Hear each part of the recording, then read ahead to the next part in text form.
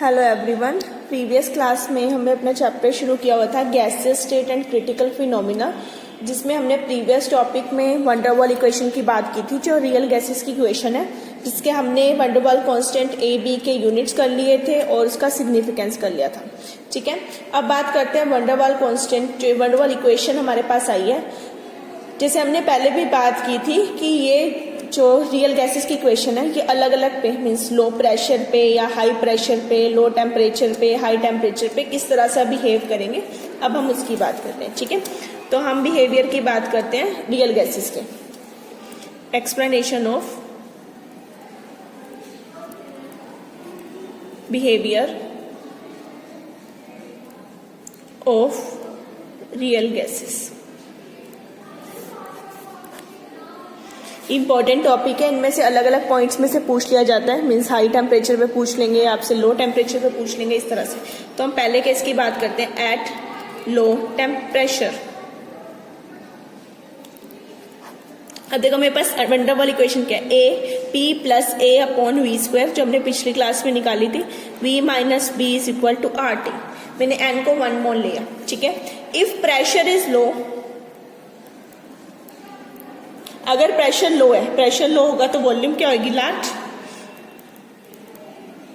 कोई प्रेशर ही नहीं लगा तो बहुत सारा वॉल्यूम वो ऑक्यूपाई करेंगे, वॉल्यूम लार्ज हुई यानी कि बी स्क्वायर और ज्यादा लार्ज हुआ, और बी स्क्वायर लार्ज हुआ तो ए अपॉन वी स्क्वायर, यानी ए अपॉन वी स्क्वायर की वैल्यू बहुत स्मॉल हो गई,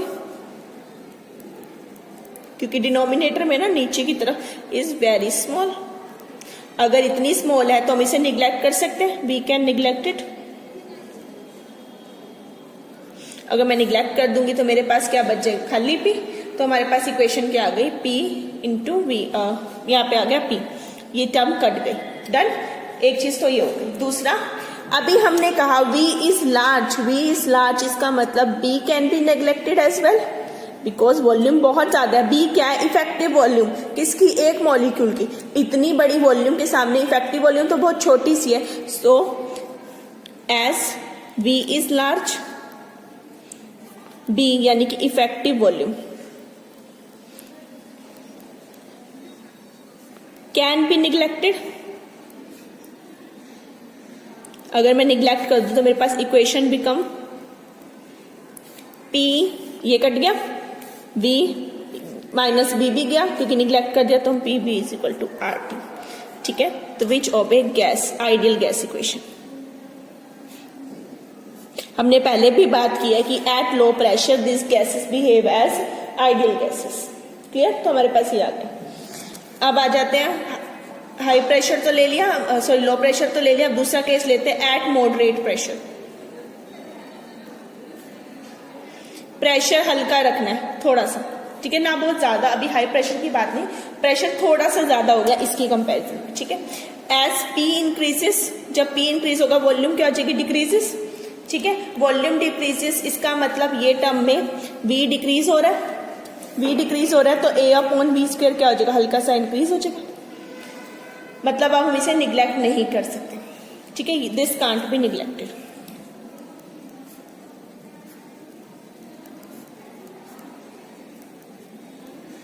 बट अभी भी वॉल्यूम, प्रेशर तो मॉडरेट है ना, बहुत कम है। ठीक है, बट इतनी वॉल्यूम तो है ना कि b को हम निग्लेक्ट कर सकते हैं, but V is that sufficient,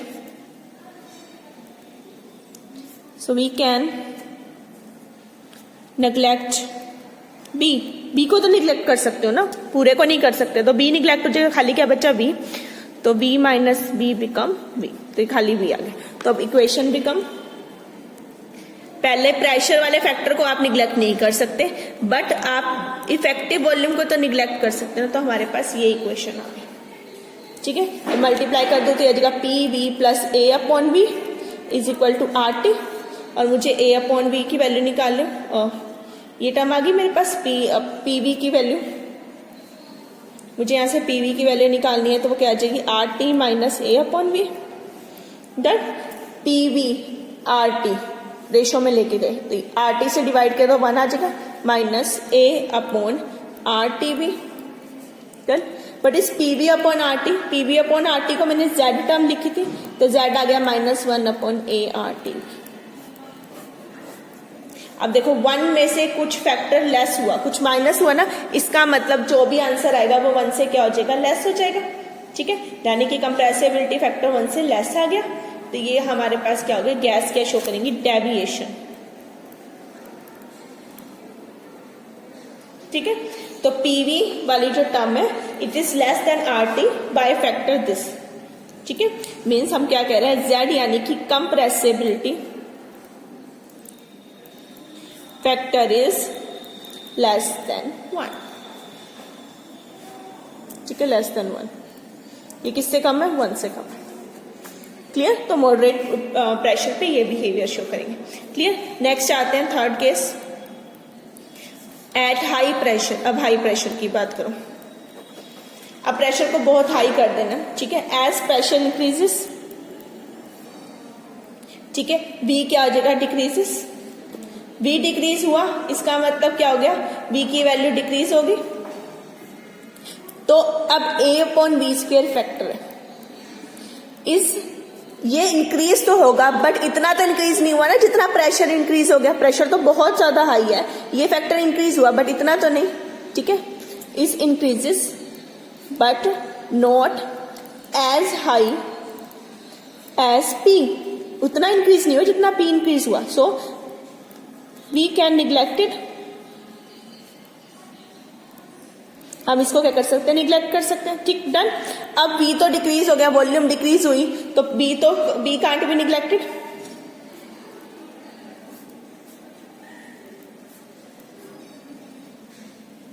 अब B को निग्लेक्ट नहीं कर सकते, तो अब इक्वेशन क्या बनी, इसको तो निग्लेक्ट कर दिया तो खाली आया P, अंदर आया V minus B is equal to RT। We can write PV minus PB is equal to RT। तो PV is equal to RT plus PB, फिर RT को जैसे ऊपर वाले में लेके गए बिल्कुल वैसे कर दो, 1 plus PB upon RT। Done. अब PB upon RT is Z, तो Z is equal to 1 plus PB upon RT। उसमें Z में से कुछ टर्म माइनस हो रही थी, इसमें Z में से कुछ टर्म प्लस हुई, इसका मतलब Z is greater than 1। Z यानी कि कंप्रेसिबिलिटी फैक्टर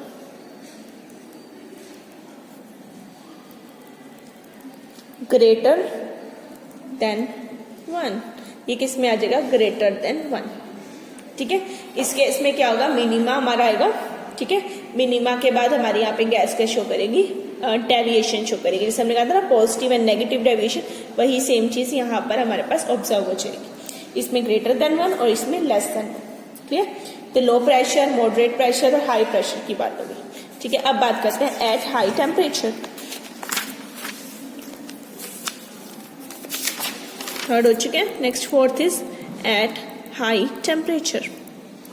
अब अपने टेम्परेचर को हाई कर देना। ठीक है, as T increases, T high होगा तो वॉल्यूम भी क्या हो जाएगी, इंक्रीज। जितना ज्यादा आप उसको हीटिंग प्रोवाइड करोगे उतना ही लिक्विड गैसेस स्टेट में चेंज होगा और उतनी ही ज्यादा वॉल्यूम क्या हो जाएगी, इंक्रीजेस। ठीक है, तो वॉल्यूम इंक्रीज हुई, इट सेम केस बन गया, V इंक्रीज हुआ तो ये टर्म इंक्रीज, तो सेम एज केस नंबर 1। ठीक है, तो हमारे पास इक्वेशन आ जाएगी PV is equal to RT। ठीक है, तो मीन्स जो गैसेस हैं, रियल गैसेस भी एट हाई टेम्परेचर एंड पहला केस क्या था, low pressure, behave as ideal gases.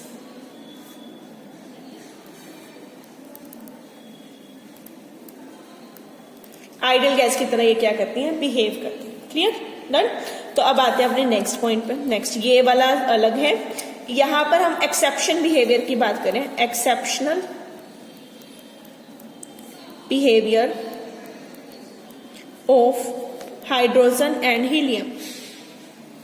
ये कई बार एग्जाम में पूछा जाता है, इनका एक्सेप्शन बिहेवियर क्यों, हाइड्रोजन हीलियम। जब हमने पीछे भी बनाया था कर्व्स को तो हमने देखा था कि जो हमारे पास आइडियल गैस है, जब हमने प्लॉट किया था PV अपॉन P का, ये वाला जब प्लॉट किया था हमने, तो हमने देखा था ये आइडियल गैस के लिए है। तो हाइड्रोजन हीलियम कुछ ऐसा बिहेवियर शो कर रही थी और बाकी गैसेस कुछ ऐसा बिहेवियर। ठीक है, ये हाइड्रोजन हीलियम थी, ये आइडियल थी, और ये बाकी CO, CH4 इस टाइप की गैसेस थी। ठीक है, तो हमने देखा था ये दोनों स्ट्रेट लाइन सा शो कर रही है, हल्का सा आइडियल गैस, तो हमने नियरली आइडियल बोला था। ठीक है। तो ऐसा क्या था कि ये इतना एक्सेप्शन शो कर रही है, बाकी तो नहीं ऐसा शो कर रही थी स्ट्रेट लाइन, बाकियों में तो ऐसे डेविएशन आ रहा था, इसमें क्यों नहीं आया? इस केस में क्या होता है, बोथ हाइड्रोजन की बात करो एंड हीलियम, दोनों, हाइड्रोजन का एटॉमिक नंबर 1, हीलियम का एटॉमिक नंबर 2, दोनों के मासेस क्या है, बहुत स्मॉल है, वेरी स्मॉल मासेस, ठीक है। अब इतने स्मॉल मासेस है कि इनके बीच में जो इंटरमोलिकुलर फोर्स है, ठीक है, वो स्मॉल है, चाहे आप कितना मर्जी प्रेशर लगा लो।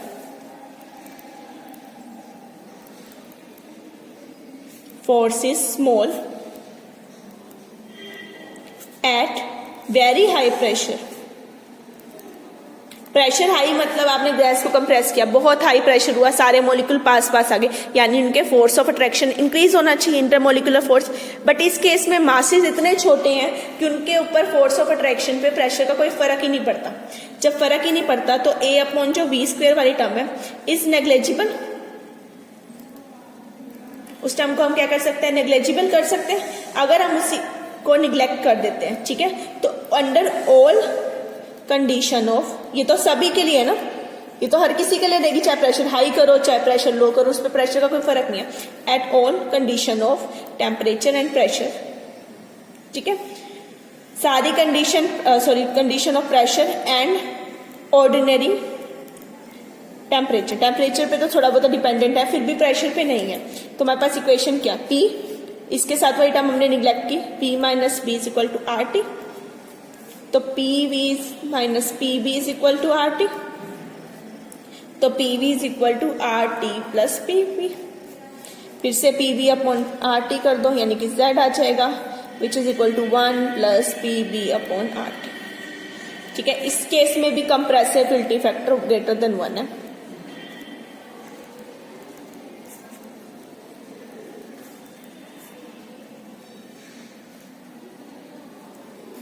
ठीक है, बट नॉट सेम जैसा हमने पिछला केस किया जहां हमने हाई प्रेशर की बात की थी, वहां भी सेम रिजल्ट आ रहा था, बट हाई प्रेशर होने पे वहां पे इंटरमोलिकुलर फोर्स इंक्रीज हो रहा था। इस केस में ऐसा नहीं है, ये एक्सेप्शन है। इनका मासेस इतना छोटा होता है कि इनके ऊपर जो हमारी प्रेशर है उसका कोई भी फर्क नहीं पड़ता। क्लियर? तो हमारे पास ये आ गया। अब आते हैं इसी जो वंडर वॉल इक्वेशन की हमने बात की, इसी की कुछ लिमिटेशंस की बात करते हैं। Next is limitation of wonder wall equation.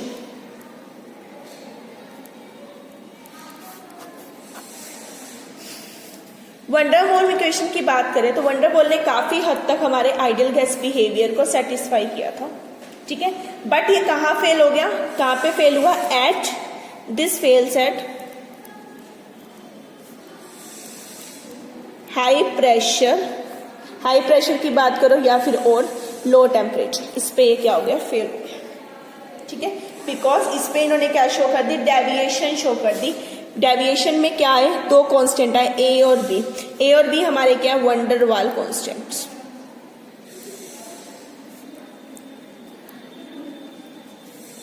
ठीक है तो नाम से क्या है, constant, but there values, constant क्या होता है, जो हमेशा फिक्स रहे ना, there values is not constant, not remain constant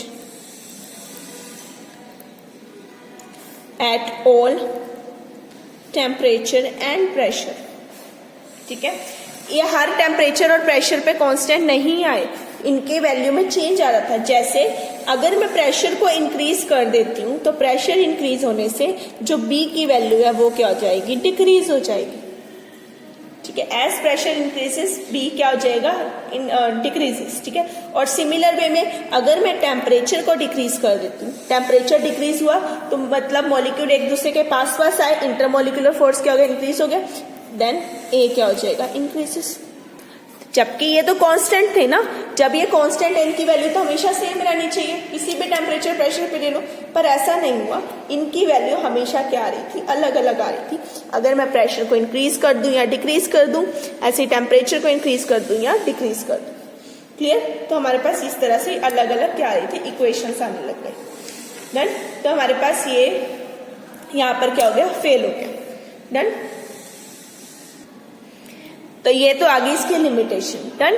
तो यहाँ पर वंडर वॉल क्या हो गई, फेल हो गई कुछ चीजों को एक्सप्लेन करने में। जो इसने खुद कांस्टेंट दिए वो खुद कांस्टेंट रहे नहीं, अलग अलग टेम्परेचर प्रेशर पर उनकी अलग अलग वैल्यूज आने लगी।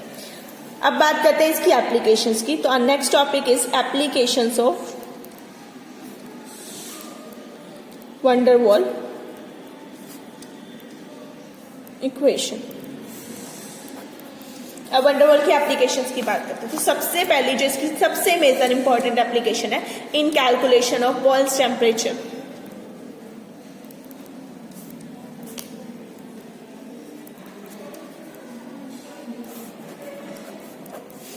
ठीक है, बॉयल्स टेम्परेचर की बात करें तो बॉयल टेम्परेचर क्या होता है, जब हमने पीछे प्लॉट्स बनाए थे पीवी वर्सेस वी, जहां हमने कंप्रेसिबिलिटी फैक्टर की बात की थी। ठीक है, अब देखो जब हम वहां पर टेम्परेचर को इंक्रीज करते हैं तो हमारा जो मिनिमा होता है ना वो नियरली प्रेशर जीरो प्रेशर पे आ जाता है।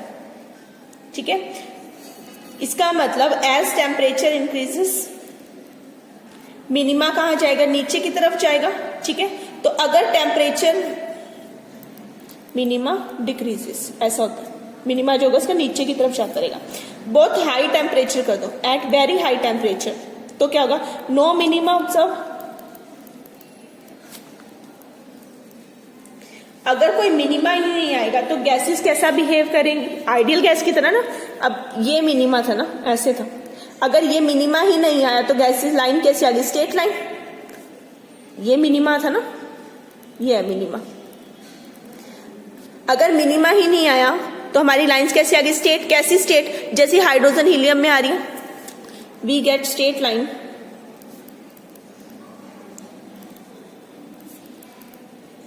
एज हाइड्रोजन एंड हीलियम, जैसी हाइड्रोजन और हीलियम में ऑब्जर्व होती है, जैसे उनके केस में ऑब्जर्व हुई वैसे हमारे पास क्या आ गई, स्टेट लाइन्स आने लगी। मीन्स अब गैस कैसा बिहेव कर रही है, रियल ना लेके कुछ हद तक आइडियली बिहेव कर रही है। तो वो आइडियली किस टेम्परेचर पर बिहेव करिए, हमने यहाँ बात करी ना हाई टेम्परेचर, मीन्स किस टेम्परेचर पर ये मिनिमा की वैल्यू क्या हुई, जीरो हुई, मुझे उसे फाइंड आउट करना। ठीक है, तो हम उसे निकालते हैं, उसे हम बोलेंगे अपना बॉयल्स टेम्परेचर। तो मैं वंडर वॉल इक्वेशन ले रही हूँ, that is P plus A upon V square into V minus B is equal to RT। ये मेरी क्या है, वंडर वॉल इक्वेशन जो पीछे आई मेरी, ये मैंने ले ली। ठीक है, अब इस इक्वेशन को हम और किस फॉर्म में लिख सकते हैं, इसको मैं ऐसे लिख सकती हूँ, P plus A upon V square, mark it as 1 because हमें बाद में यूज करनी होगी, RT upon V minus V, मैं ये टर्म इधर लेगी, और मैं अगर P निकाल लूँ यहाँ से तो P क्या आएगा, RT upon V minus B, ये टर्म इधर जाके माइनस, ये आ गया मेरे पास। Done. Multiply this equation throughout with V, multiply by V, throughout V से मल्टीप्लाई कर दो तो क्या बन जाएगा, मल्टीप्लाई करो PV is equal to RT के साथ क्या आ गया V upon V minus B minus A, एक V नीचे था ऑलरेडी वो कैंसिल हो जाएगा। PV is equal to RT, V के साथ V minus B minus A, V आना था ऊपर, एक V भी कैंसिल हो गया, माइनस A अपॉन B। तो मेरे पास ये टर्म आ गया, क्लियर, मेरे पास इतना टर्म आ गया। अब इसे डिफ्रेंशिएट करो, differentiate with respect to P, pressure के रिस्पेक्ट। ठीक है, तो रिस्पेक्ट में करेंगे एट कांस्टेंट टेम्परेचर, टेम्परेचर को भी फिक्स रखना है, curly PV upon curly P। ठीक है, PV का V के रिस्पेक्ट में at constant temperature is equal to R is constant, gas constant ना, T टेम्परेचर है, टेम्परेचर मैंने अपने आप कांस्टेंट रखा तो RT तो मेरा फिक्स हो ही गया। अंदर क्या है, अब दो फैक्टर है, एक V है और एक V माइनस V है। अगर प्रेशर चेंज होगा तो वॉल्यूम तो ऑब्वियस सी बात है चेंज होगी, यानी दोनों के में वेरिएबल होगा। तो डिफरेंशिएट करो, पहले एक फंक्शन का दूसरा फंक्शन एज इट इज, फिर दूसरे फंक्शन का पहला फंक्शन एज इट इज करो। First function V minus B as it is, तो इसका आएगा curly V by curly P at constant temperature, plus अब V एज इट इज इसका करते हैं, जब हम इस फैक्टर का करेंगे 1 अपॉन V माइनस B का, तो जब भी 1 अपॉन एक्स का होता है, x की पावर जो होती है वो बाहर आ जाएगी, यानी क्या जाएगा -1 अपॉन V माइनस B का स्क्वायर, साथ में curly V by curly P at constant temperature. Done.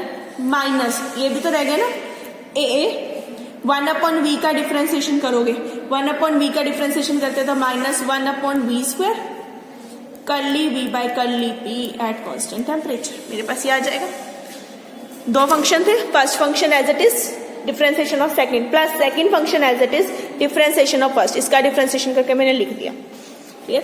अब जैसे हमारे पॉइंट सोल्व होते हैं हम उन्हें सोल्व करते हैं। Curly p at constant temperature is equal to RT minus 1/VB curly v by curly p at constant T minus v/v minus p का square curly v by curly p at constant T minus minus plus a/v² curly v by curly, जो minus plus थे मैंने उन्हें adjust कर लिया।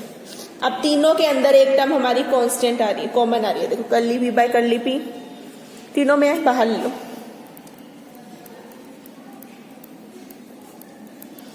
RT इधर से RT के साथ क्या है v माइनस b, ब्रैकेट खोल दी, इधर आया माइनस RTv/v माइनस p का होल स्क्वायर और इधर आया a/v², साथ में एक टर्म कॉमन आ गई curly v by curly p at constant, सारी ब्रैकेट्स खोल दी, जो कॉमन था वो ले ली। ठीक है, अब हमने यहां पर क्या किया, कंडीशन ऑफ मिनिमा की बात करो। For condition of minima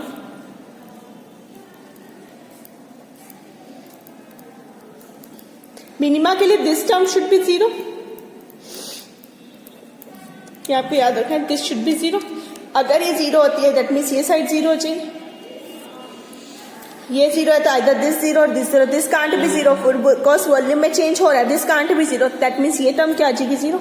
RT/v minus b minus RT/v minus b का whole square plus a/v², this term is 0। Clear? ये टर्म मेरी क्या आ गई 0, ये टर्म इधर ले जाते हैं, RT कॉमन ले लो, अंदर क्या बचा 1 minus b minus 1/v minus b का whole square is equal to minus a/v², ये आ गया मेरे पास। ठीक है, अब RT एक v माइनस b भी बाहर आ रहा है, अंदर बचा 1 minus 1 minus v minus b, ठीक है, is equal to minus a/v²। LCM ले लेंगे तो v माइनस b ऊपर चला जाएगा, ये इधर आ जाएगा ना, ये एक v भी तो है ना, v मैंने छोड़ दिया। ठीक है, तो अब एलसीएम ले लेते हैं, ये जगह RT/v माइनस b, अंदर आ गया v minus b minus b upon b minus b equal to minus a/v², sorry, done. v cancel हो रहा है तो माइनस RTB क्योंकि ये कैंसिल हो जाएगा, नीचे आ गया v माइनस b का whole square is equal to minus a/v², इतनी टर्म आ गई। Clear?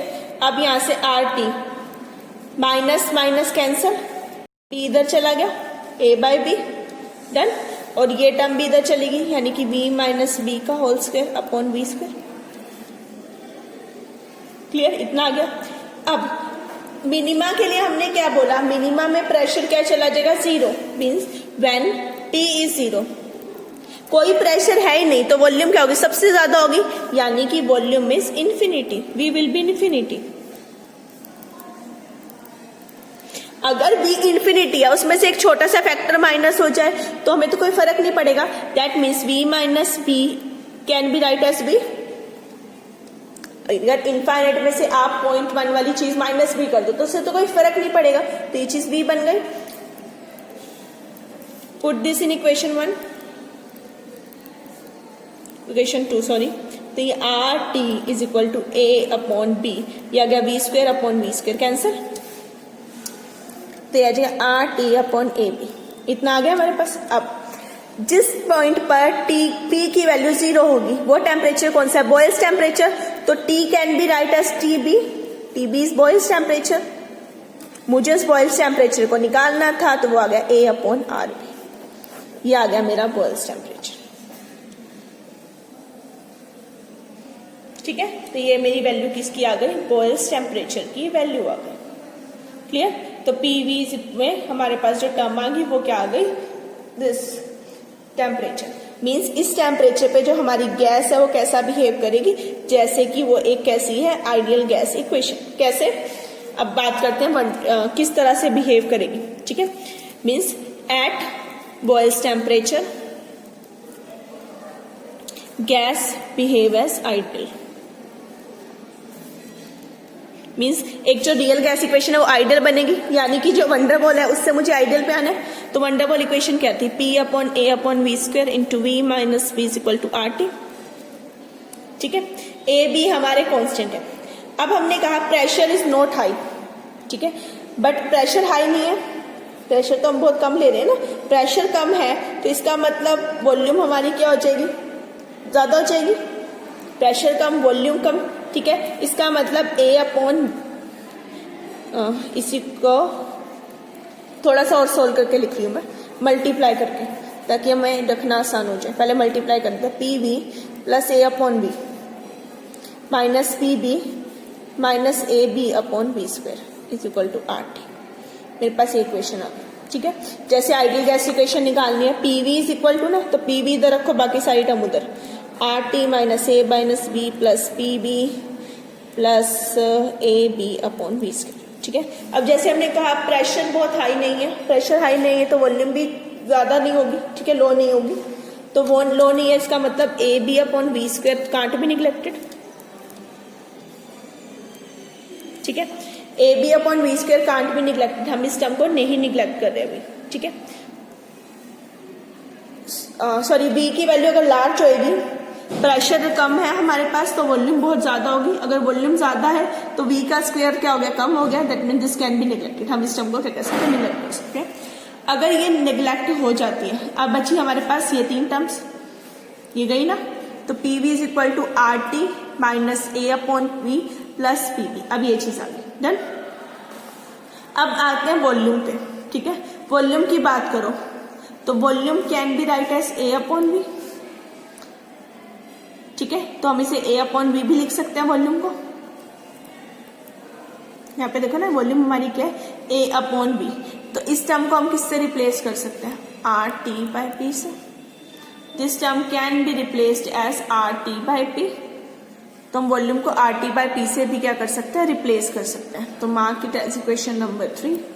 Put this in equation 3। तो मेरे पास PV किसके बराबर आ गया? RT तो ऑलरेडी था, minus A 1 upon P, volume की जगह मैंने ये RT अपॉन P रखा है, तो RT upon P plus PB, ये वाली टर्म मैंने ऑलरेडी क्या कर दिया? निगलेक्ट कर दिया। ठीक है, अब इसमें और इसमें P है, कॉमन ले लो,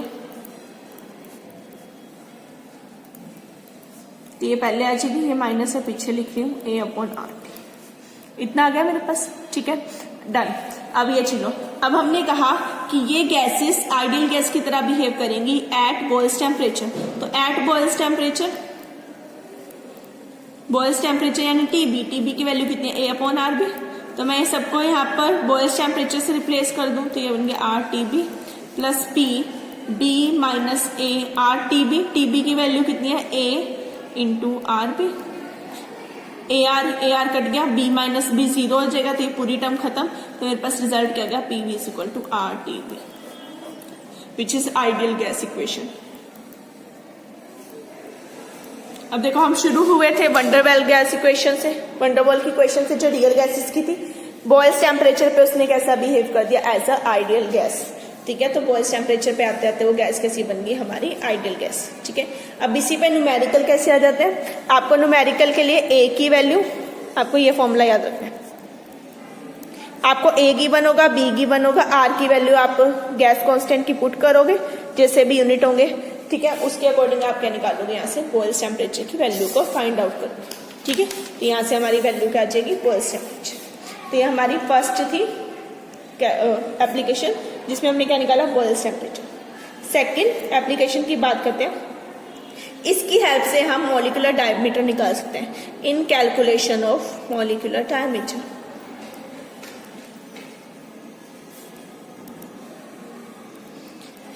इसकी हेल्प से हम मॉलिक्यूलर के डायमीटर को फाइंड आउट कर सकते हैं। अब मॉलिक्यूलर डायमीटर को कैसे फाइंड आउट करना है? हमने एक टर्म ली थी इफेक्टिव वॉल्यूम या excluded volume, that is B। B हमने क्या लिया था? 4 times VM। VM is volume of molecule. ठीक है। तो यहाँ से अगर मुझे b की वैल्यू पता होगी, मैं यहाँ पे b को पुट करके किसकी वैल्यू निकाल सकती हूँ, Vm की, यानी मैं किसका पता लग जाएगा, वॉल्यूम किसकी, मॉलिक्यूल की। ठीक है, तो यहाँ से हम उसका क्या निकाल सकते हो, डायमीटर की वैल्यू को फाइंड आउट कर सकते हैं, because Vm is equal to 4/3 pi r³। ठीक है, और r को हम अगर इन टर्म्स ऑफ डायमीटर लें, बिकॉज मॉलिक्यूलर डायमीटर है ना, डायमीटर यानी कि सिग्मा, सिग्मा कितना हो जाएगा हमारे पास 2r। रेडियस डायमीटर, रेडियस का डायमीटर पूरा होता है, रेडियस इसकी क्या आती है, हाफ होती है। ठीक है, तो यही रिलेशन है, diameter is twice of radius. ठीक है, r यहाँ पे है तो मैं इसे इस तरह लिख सकती हूँ, r इज इक्वल टू σ/2। तो Vm क्या हो जाएगा मेरा पास 4/3 पाई, r की जगह ले लो σ/2 का क्यूब। ठीक है, आपको b गिवन है, b की वैल्यू पुट कर दो यहाँ पे, b की वैल्यू से 4Vm आ जाएगा, Vm की वैल्यू से आप यहाँ के निकाल सकते हो सिग्मा की वैल्यू, और सिग्मा मेरा क्या है, मॉलिक्यूलर डायमीटर, जिसकी वैल्यू को मैं फाइंड आउट कर सकती हूँ। क्लियर। नेक्स्ट हमारी थर्ड एप्लीकेशन है इन calculation of second viral coefficient. इसकी हेल्प से हम सेकंड वायरल कोफिशिएंट की वैल्यू को भी फाइंड आउट कर सकते हैं। ठीक है, तो इसके लिए ओन्स ने एक इक्वेशन दी थी, ओन्स की इक्वेशन वो थी हमारी PV is equal to RT 1 plus D/V plus C/V² plus D/V³, इस तरह से थी। ठीक है, ओन्स की इक्वेशन। हमें इसके लिए सेकंड वायरल कोफिशिएंट यानी हमें B की वैल्यू को फाइंड आउट करने की बात होगी। ठीक है, कि हम इससे ये निकाल सकते हैं। अब सेकंड वायरल कोफिशिएंट है तो वंडर वॉल इक्वेशन यूज करो। तो वंडर वॉल इक्वेशन क्या हमारी, P plus A/V² into V minus V is equal to RT। अब उसे कुछ इसी फॉर्म में बनाना है। देखो इसमें PV है तो मैं इसे मल्टीप्लाई कर दूं, तो PV plus A/V minus PB minus A/V/V² equal to RT। इधर PV है, बाकी साइड हम उधर ले जाओ।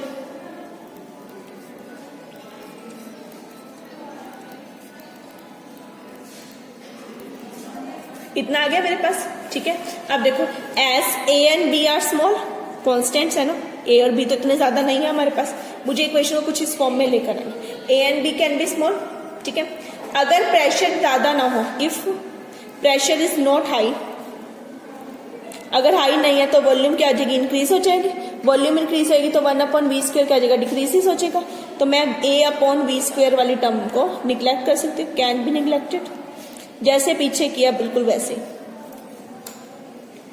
ठीक है, और फर्दर अभी हमने पीछे भी किया था, P can be replaced RT/V से। अगर मैं रिप्लेस कर दूं इस इक्वेशन में तो मेरे पास क्या बनेगा, PV RT/SH minus A, V की जगह हमने क्या ले लिया, RT/P, V की जगह ले लो RT/P, तो ये आ जाएगा मेरा RT/V।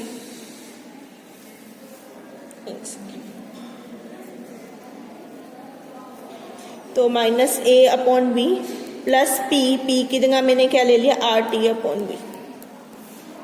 ये टर्म आ गई मेरे पास। ठीक है, तो अब मेरे को यहां से क्या करना है, RT इन दोनों में।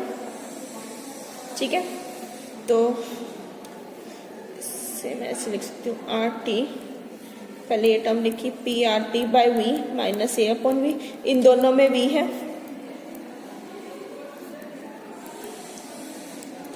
RT सारे में से बाहर ले लो क्योंकि इस इक्वेशन के लिए मुझे RT बाहर चाहिए। तो यहाँ बचा 1 प्लस 1/V, इन दोनों में था, बाहर ले लिया, RT भी चला गया, तो क्या बचा P, कुछ कर, ये P है, B B RT बाहर आ चुका है, B बाहर आ चुका है, माइनस A V बाहर जा चुका है। एक RT भी हमने अपनी मर्जी से बाहर लिया था, तो एक इसको हम निकाल लेंगे, डिवाइड कर लेंगे। ठीक है, अब इसे कंपेयर करो इक्वेशन नंबर 1 से, कंपेयर इट विद इक्वेशन 1।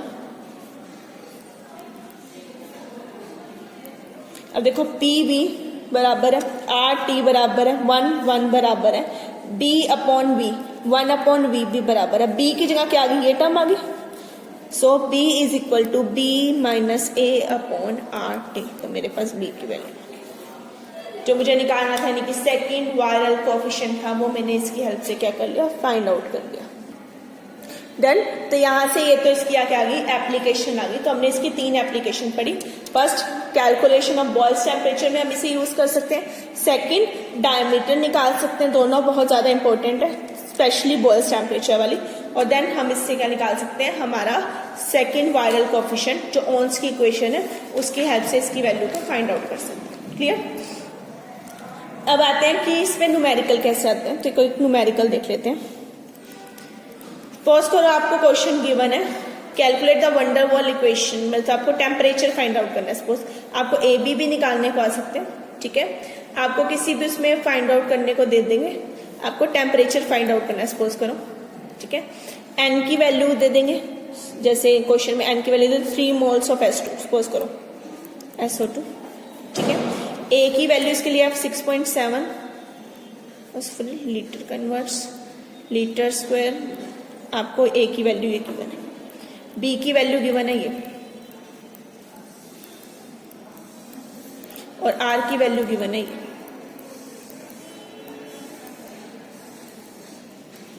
ठीक है। तो आपको ए बी आर की वैल्यू गिवन है। टी की वैल्यू वो कहते हैं आपने फाइंड आउट करनी है, और पी की वैल्यू आपको गिवन है 15 एटमॉस्फेरिक प्रेशर। तो आप फॉर्मूला यूज करोगे wonder wall equation, that is P plus A upon V square into V minus B is equal to RT। T आपको पता है कितना 15 प्लस A की वैल्यू रख दो 6.7 अपॉन वॉल्यूम, वॉल्यूम भी आपको गिवन हो 10 लीटर, तो वॉल्यूम आ गई 10 का square into 10 minus B is 0.0564, ठीक है। और साथ में N भी है ना, तो ये फॉर्मूला आ जाएगा AN square B into N B, तो n का स्क्वायर 3 का स्क्वायर, साथ में 3 आ गया, is equal to R। R की वैल्यू भी इन्होंने हमें दी हुई है, NRT, R इज N3, R इज 0.082, T की वैल्यू आपको फाइंड आउट करना है, ठीक है। तो यहाँ से T निकालने के लिए ये सारी टर्म इसके नीचे चली जाएगी, जो भी टर्म आएगी इधर से सोल्व करो, और यहाँ से आप T की वैल्यू को फाइंड आउट कर सकते हो। इस तरह से आप क्वेश्चन आएंगे, आपको इसमें से T निकालना है, आपको हो सकता है T गिवन आपको P निकालना हो सकता है आपको सारी वैल्यूज गिवन हो, V निकालना। तो इस तरह से वंडर वॉल इक्वेशन पे आपके कहते हैं न्यूमेरिकल आते हैं, जिन्हें आप सिंपल फॉर्मूले में पुट करके सोल्व कर सकते हैं। क्लियर।